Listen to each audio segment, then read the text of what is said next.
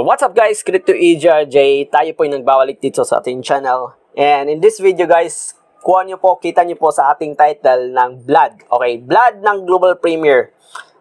Magtatagal ba ito? 100% scam or 50-50? Well guys, tapusin nyo po itong video na to para may idea kayo but this is my opinion guys ha. This is only my opinion. More research kayo tungkol po dito sa Global Premier. Basta sa akin guys, ang Global Premier, ang blood talaga niya ay nasa nag-a-advertise. Kasi dito, kahit free member lang po tayo guys, sabi is pwede tayong kumita dito. Kahit hindi tayo nagbayad ng entry at saka yung subscription nila monthly, free member lang po tayo, wala tayong ilalabas ng pera, pwede po tayong kumita. But if you are paid member, guys, $15 one-time entry at saka $15 subscription fee is medyo malaki po yan kung walang balik sa atin. Alright? Kung walang balik. So, guys, dito sa traffic ads, under the advertise, dito yung blood talaga ng company. Kasi, once you are paid member, kung gusto mong mag-advertise, guys, is bibili tayo ng advertise na 250 for active members, $10, okay? So, sabi niya, active members. Okay, active members. Ibig sabihin siguro ng active is yung mga paid, di ba? How much more? Saan kikita yung mga free member, di ba?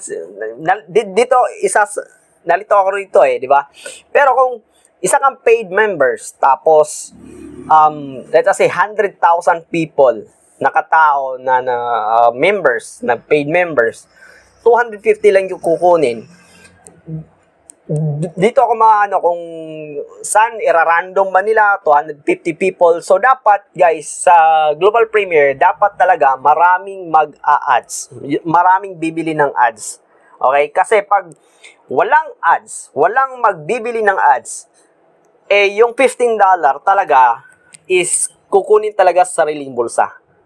Ganon talaga guys. So, yung Global Premier, yung blood talaga dito ay dito sa advertising. Sa advertise talaga guys. So dapat per member na magpe-paid is dapat bibili rin sila ng mga ads. Mag-advertise sila ng kanilang mga businesses. Dito naman, kung kukumputin mo 250 times 0.02, that is $5 lang. So ibig sabihin, medyo malaki yung kita nila dito. Kalahati ng nag-ads is kita nila. Dito naman sa 500 active viewers, yung $20 times natin ng 0.02 kasi every 20 seconds is 0.02. That is 500 times 0.02. That is $10. So, $10 lang yung makukuha sa $20 na binili nila. So, ibig sabihin yung $10 is kita ng Global Premier. Medyo malaki yung kita ng Global Premier dito. Kung tama ako sa computation ko, guys, ha? Kung tama ako, alright? Doon, isa naman yun sa importante na kumita talaga yung Global Premier para lahat tayo makikita-kita. Di ba? So, dito naman sa web ads, yan dito, text ads, banner ads, yan, dito tayo magki-create ng mga text ads natin or banner ads. Yung launching nito is 9 days. So, ngayon po ay Saturday, July 6. Sa akin guys is basta yung blood dito is nasa mga nag-a-advertise. Kasi pag once walang mag-a-advertise, madidedo talaga tayo dito. Diba? Kasi walang return Walang return. Dun sa mga gusto lang na passive, kumaga doon lang sila sa gustong kumita. Doon hindi mahilig sa mag-invite, walang mga spillover sa matrix, 'di ba? So dapat may return din yung mga monthly subscription natin. Hindi tulad nung dati na dati nagsusubscribe, walang return. So dito may sinasabi na may return. So dapat maraming mag-a-advertise para talaga maraming kikita. Pero doon ako naguluhan kung sa dami ng mga active members is 250, let's say sa 250, sinong mabibigyan? So random people.